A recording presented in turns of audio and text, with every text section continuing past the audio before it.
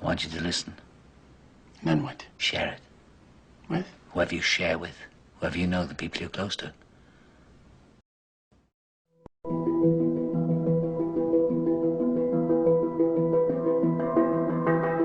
Tonight's talk is consciousness, creativity, and the brain. And if you have a golf ball-sized consciousness, when you read a book, you'll have a golf ball-sized understanding. When you look out, a golf ball-sized awareness. And when you wake up in the morning, a golf ball-sized wakefulness. But if you could expand that consciousness, then you read the book, more understanding. You look out, more awareness, and when you wake up, more wakefulness. It's consciousness. And there's an ocean of pure, vibrant consciousness inside each one of us. And it's right at the source and base of mind, right at the source of thought, and it's also at the source of all matter. There is no matter as such. All matter originates and exists only by virtue of a force which brings the particle of an atom to vibration and holds this most minute solar system of the atom together. We must assume behind this force the existence of a conscious and intelligent mind. This mind is the matrix of all matter. Matter seems like a good place to begin. The solidity of the world seems totally indisputable. As a fixed thing that you can see and touch, your body is also reassuringly solid. But beginning with Einstein, modern physics has assured us that this solidity is a mirage. All of physical matter, everything we have around us, is the result of a frequency. And what that also means is that if you amplify the frequency, the structure of the matter will change.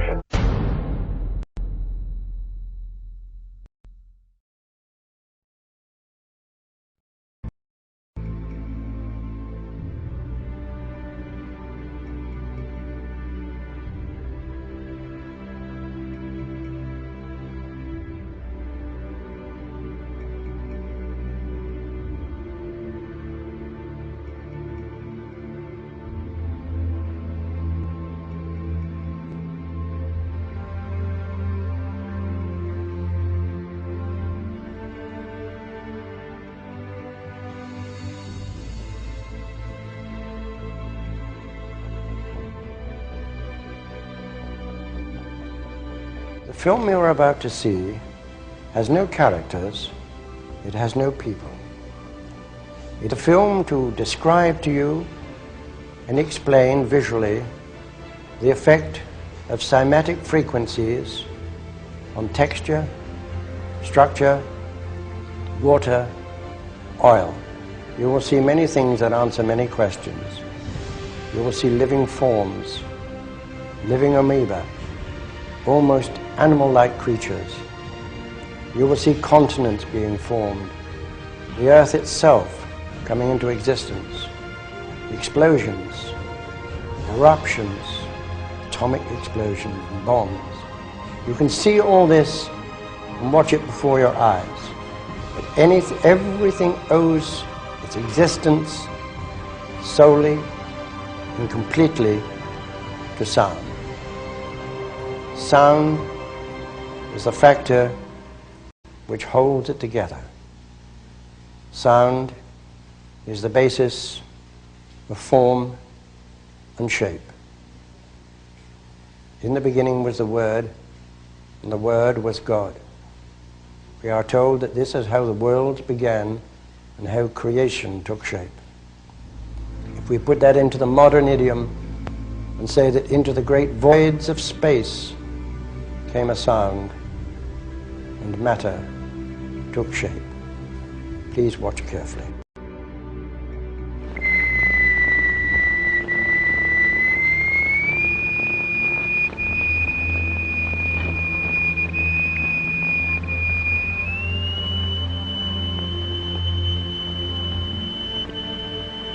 We can also use different shapes of state. Here we have a triangular plate with a crystal attached to its underside and produce a sonorous figure. We change to a higher note and see a rather more complicated figure.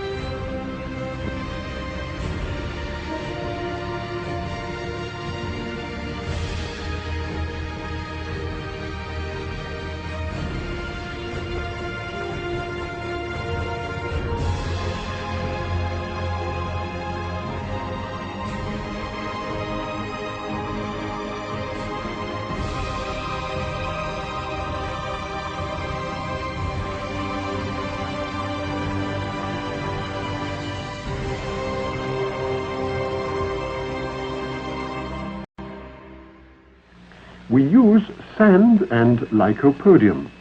The lycopodium moves to the center of the fields and takes up circular shapes. The sand forms the lines. Each material has its own special way of behaving.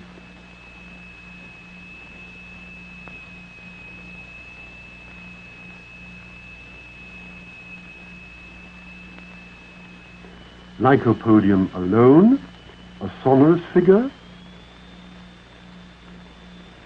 transition to a mobile flowing phase,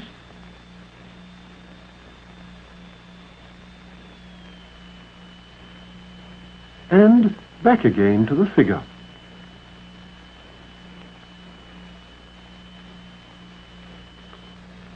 The sonorous figures represent stationary waves, but now we can also observe moving waves. Here the sand is flowing in a current.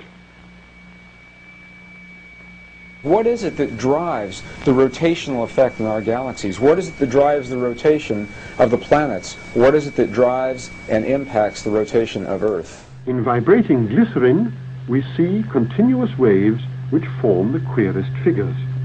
And yet, the extraordinary things we see here are simply and solely the effect of vibration.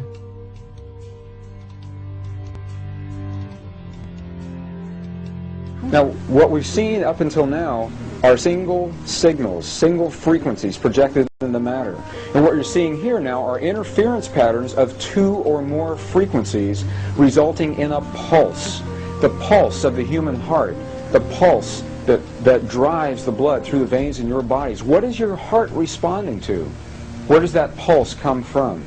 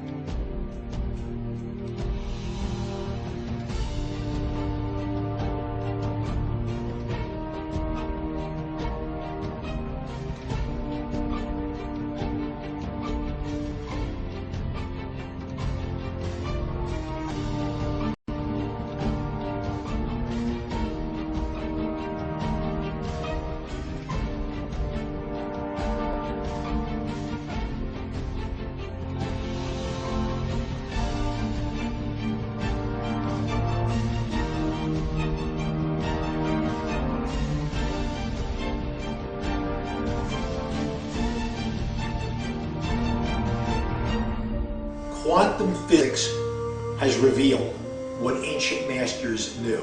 Matter does not exist. The concept of substance arose from the philosophy of Aristotle, and from that concept came science's conception of matter. The fact of the matter is that the substance of the universe is consciousness.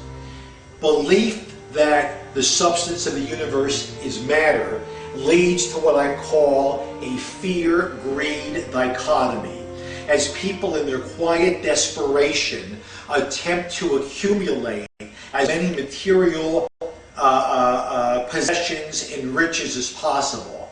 In fact, the substance of the universe is consciousness. Therefore, it is behavior that is important.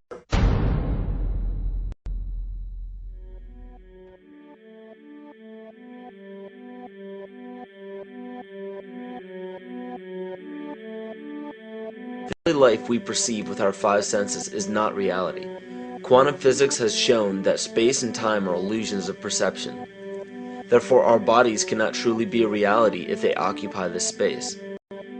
Rutherford performed an experiment in Manchester that revealed him the shape of the interior of an atom. Scientists were shocked to discover that the atom is almost entirely empty space. The question then became, how could this empty atom possibly make the solid world around us? Our true consciousness does not exist in our brains or in our bodies. But this illusion of our individual bodies, along with the misinformation of our true origins, has manifested the idea that we all think independently from one another. Within this understanding, it would seem impossible to scientifically explain telepathy, clairvoyance, spiritual mediums, and other phenomena dealing with transferring information between sources without physical means of communication. But when you understand that there is a common spiritual bond between all things in the universe, and that we are all part of one divine intelligence, no phenomena is unexplainable. The blank matter within the most basic building blocks of perceivable existence is malleable and molded by intent. This means that consciousness shapes our reality. This seems difficult to accept for most, and it is quite understandable. In modern times, we are taught from an early age how to think rationally and tangibly. This is a very left-brain method of education, and it has more harmful effects than is given credit for. The left brain deals with logic, details, facts, patterns, practicality, science, and math, as the right brain deals with feeling, intuition, symbols, images, risk-taking, philosophy, and religion. With a deliberate push for government-controlled educational curriculums, generation after generation of the youth are being taught to focus only on the facts, figures, and numbers. Repetition is used to train children subconsciously to accept what they're learning. Children aren't rewarded for questioning the validity of the information they receive. They are ridiculed. However, the children who blindly accept the information as true and merely regurgitate the information on command when it is time to take a test, those children go on to become the decision makers in our government, law, medicine, business, and every other occupation with power and prestige. The most detrimental effect of being pushed away from holistic thinking with the full brain into a strictly left brain thought is what is known as the suppression of the feminine. Every male and female have both feminine and masculine qualities. It has nothing to do with man or woman. These are represented by the left and right brain, yin and yang, black and white, light and dark, and most every other duality. Both are vital to our spiritual and physical health. So the intangible parts of our existence, such as emotions, are part of the true reality of higher consciousness. If emotions are part of a realm that we cannot experience with our five senses, then how is it that we are all aware of our emotions? What most people believe to be emotions are not truly the emotion itself. What we are experiencing is the physical manifestation of these emotions. Anger causes disturbance in the psyche, which manifests itself in the ego. These manifestations cause the heart rate to increase, body temperature to rise, and spawn many other physical traits that signify anger. Just as music from the radio is a physical manifestation of an intangible signal, our experience of emotion is the physical manifestation of an intangible signal as well. It has been shown that our emotions have a vibratory frequency to them. Furthermore, there are only two emotions that humankind experiences: fear and love. All other emotions branch either directly or indirectly from these two emotions. Fear has a long and slow frequency vibration to it, while love has a very rapid and high frequency. To show that vibration is the very foundation of existence, Hans Jenny developed what is known as cymatics in the 1940s to show that when vibrations of sound are passed through a form of media, there is a set pattern that will follow. When the frequency increases, the media develops into a more complex pattern. Precisely what is happening to our Earth and to humanity. There are 64 possible codes of amino acids in our DNA structure made from 4 elements: carbon, oxygen, hydrogen, and nitrogen. By any means of logic, we should have all 64 codes activated within our DNA structure. Yet we presently only have 20 active codes.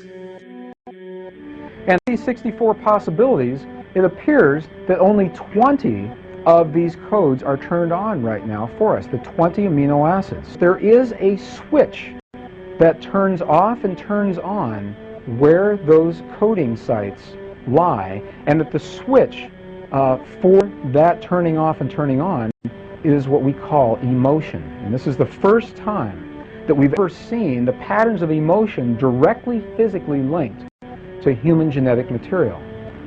Well, fear is a long, slow wave of emotion. So this wave of fear is a long, slow wave and touches relatively few sites on this DNA. So an individual living in fear is limited to the number of antennae that they have available to them, whereas an individual living in the pattern of love, this is love in DNA, you can see it's a higher frequency, shorter wavelength. We have many more potential sites for coding along that genetic pattern. The information, this is amazing. This is the first time we've ever had a hard digital link between emotion and genetics. It's important to understand because another researcher named Vladimir Popanov measured tiny particles of light called photons inside a vacuum tube. The photons were scattered as expected. A sample of DNA was then entered into the vacuum tube and they measured the photons again. They found that the particles of light aligned themselves along the axis of the DNA. Then, as they removed the DNA sample, the photons remained aligned to the same form of the DNA, even though no DNA was present. This is what is known as the phantom DNA experiment. Science now bridges a very important gap between physical and ethereal, or spiritual. Our emotions directly affect the structure of our DNA, which directly shapes the physical world we experience every day. So the messages left by the ancients that we've explained here were more than prophecies about a one-world government or a new world order. We now understand why the study of the heavenly bodies were so important. The rotation and orbit of all that makes up our universe serves as a clock to map changes and transitions. Then the ancients understand that the change of the heavenly bodies were a mirror to the changes of all existence. Bakerly Department Chairman, Chemistry, University of California, Berkeley, showed that DNA acts as an antenna for cellular upregulation. The primary function they taught us about what DNA is about, it's a receiver and transmitter of photons, light and phonon sound. For what? Cellular upregulation, meaning that their water molecules, the pyramid power around the DNA spiral energizing strands, are taking in the spiritual energy of love vibrations and then sending it out for manifesting, precipitating in a quantum field, the physical matter of the body. These are hertz, frequencies, or cycles per second that the musicians can retune their instruments to play and experiment with. Why? Again, these are the Creator's musical scale, the original solfeggio, buried for 3,000 years in the Bible. So the ancient priests who knew how to levitate the huge stones for the building of the pyramids, and the Masonic knowledge that predated ancient Egypt, the ability to have this information, these frequencies, serve the function of creation, destruction, and miracles on behalf of the empowered people who had access to this knowledge.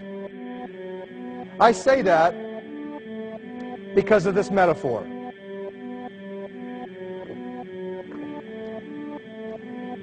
This is the difference between the power of our Creator and anything else, particularly evil.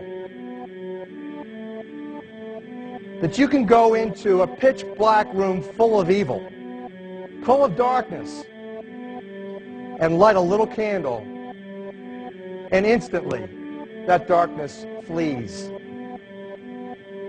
But you can't do the opposite.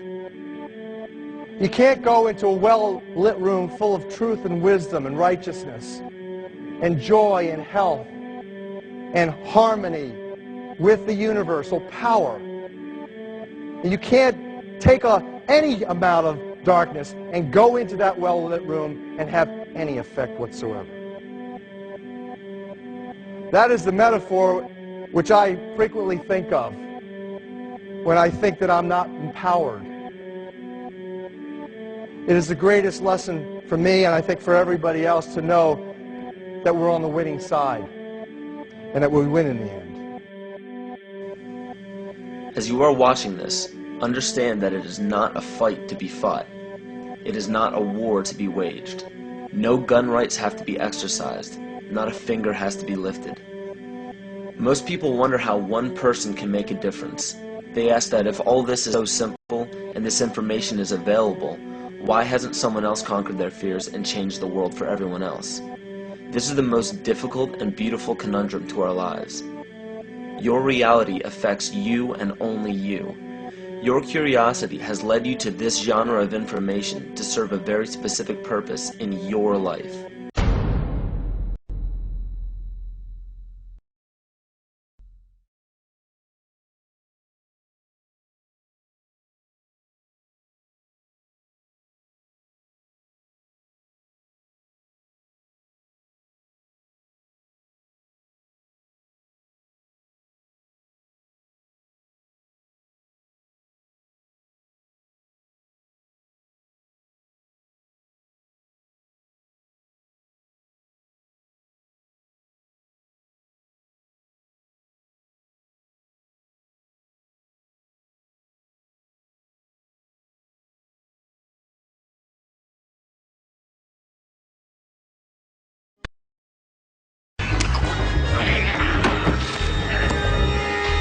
So who is in control? Huh? Are you?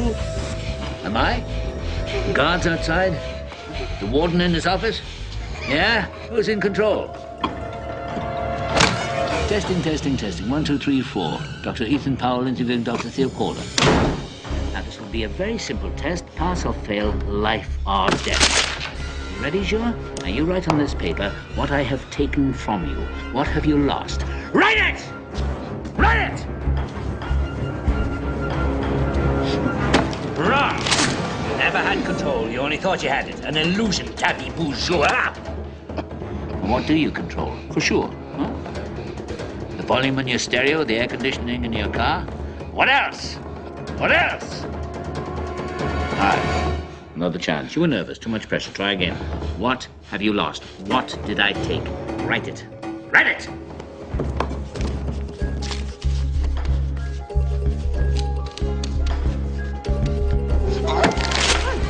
You're a fool, Jules. Do you think you were free? Where were you going at 2 o'clock today? Into the gym, right? In the morning, your wake-up call.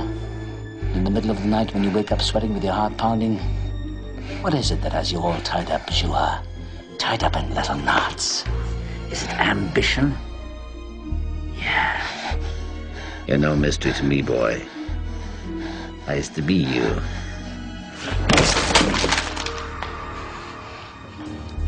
Okay. One last chance. You think I won't do it?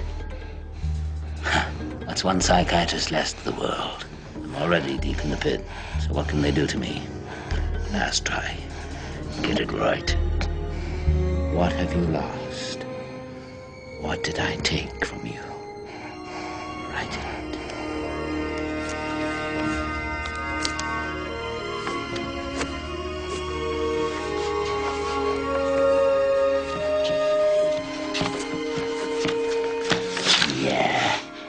Congratulations.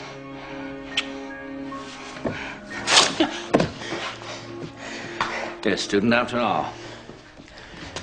And you've lost nothing but your illusions and a little bit of skin. I want to finish this. Finish what? Telling you what I know. What makes you think what you know is any different than what other people know? I had different teachers.